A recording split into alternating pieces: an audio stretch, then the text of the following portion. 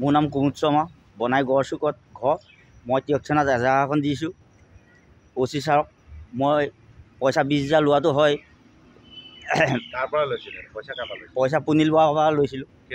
মোৰ মা একেবাৰে গা ভাল নাই, মোৰ হোমগাৰ্ড চাকৰি নাছিলে, বিৰাট সমস্যা।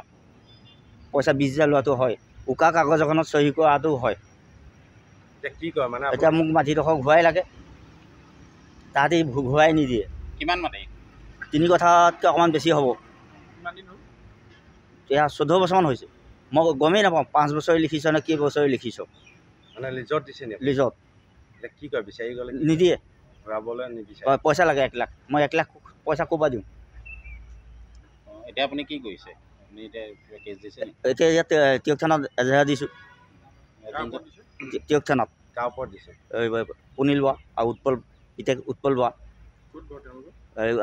একে গড়চুকতে বনাই গড়চুক। চাহ বাগান কৰিলে হয়। আপুনি কিমান বছৰলৈ দিছিলে? মই উকা কাগজতহে লিখিলোঁ, মই গমেই নাপাওঁ নহয়। এতিয়াতো 14 বছৰেই হ'ল। এতিয়া মই কৈছোঁ হেৰি মাটিডোখৰ মোক ঘূৰাই দিয়া। তাহাঁতি এতিয়া মাটিডোখৰ ঘূৰাই নিদিয়ে। তাহাঁতি এতিয়া মোৰ লগত দন কৰিবলৈহে মন। তাহাঁতৰ ভয়ত মই এতিয়া পঠাইহে পুনাওঁ। আপোনাক কি মাৰিম কৈছে নি? মাৰিবই তাহাঁতি, আগত এবাৰ মাৰি থৈছে। কেলৈ মাৰিছে? এইবোৰ কেছতে আপুনি মাটিকণ বিচাৰিলোঁ। আৰু মোৰ একেবাৰে চলিবলৈ এতিয়া হোমগাৰ্ড চাকৰি নাই, একেবাৰে মোৰ বিপদ হৈছে। ক'তো হাজিৰা কৰিব নোৱাৰোঁ, দেখাও বৰ ঠিক নাই। অচি ছাৰ এতিয়া যাওঁ বুলি। বনাই গড়চুক গাঁৱৰ নিবাসী শ্ৰী পুনিল বৰা আৰু তেওঁৰ পুত্ৰ উৎপল বৰাই মোৰ দেউতাৰ পৰা এটুকুৰা মাটি উকা কাগজত চহী কৰাই দখল কৰি আহিছে। সেই দখল কৰা মাটিটুকুৰা আমি তেওঁলোকক বিচাৰি আছোঁ। তেওঁলোকে আমাক পানেমৰা ভাবুকি প্ৰদান কৰি আহিছে। তেওঁলোকক আমি মাটিটুকুৰা বিচাৰিলেও তেওঁলোকে আমাক পানেমৰা ভাবুকি প্ৰদান কৰি আহিছে। আৰু এবাৰ দেউতাক এনেকৈ মাৰিছিলে, মৰাৰ পিছত মৃত্যু মুখৰ পৰা দেউতা বাচি আহিছে।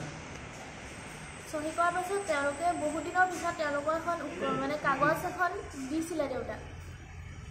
কাগজখন চাওঁতে তেওঁলোকক মাটি বিচৰাৰ পিছত তেওঁলোকে আমাক পানেমৰা ভাবুকি দিছিলে আৰু দেউতাক এবাৰ মাৰি পানি মৃত্যু মুখৰ পৰাহে বাচি আহিছে। যতীন গাঁওবুঢ়া নামৰ এজন গাঁওবুঢ়াই তেওঁলোকক তাত দলিলখনত চহী কৰিছিলে।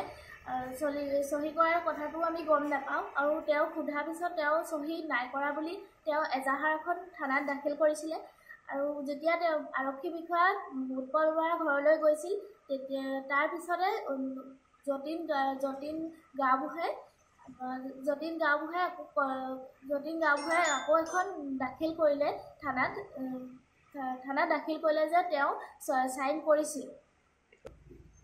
পুলিচ প্ৰশাসনক এইটোৱে অনুৰোধ জনাইছিল যে তেওঁলোকে আমাৰ এই দুখীয়া পৰিয়ালটোক মাটিটুকুৰা ঘূৰাই দিয়া সুব্যৱস্থা কৰি দিয়ে। ডাঙৰীয়াক অনুৰোধ জনাইছে যে বেদখলকাৰীৰ পৰা আমাৰ এই মাটিটুকুৰা উদ্ধাৰ কৰি দিয়ে যে।